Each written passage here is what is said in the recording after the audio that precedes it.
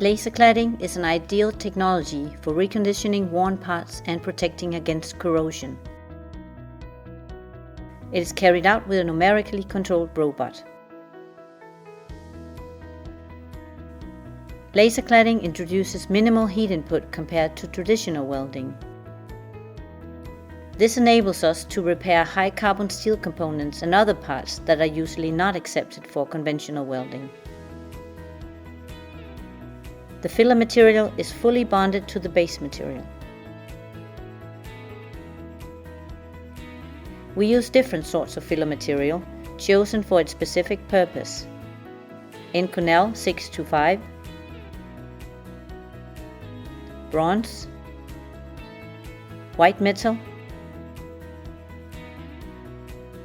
Stellite 21 and other filler materials. Our repairs are carried out with class approval for each specific case.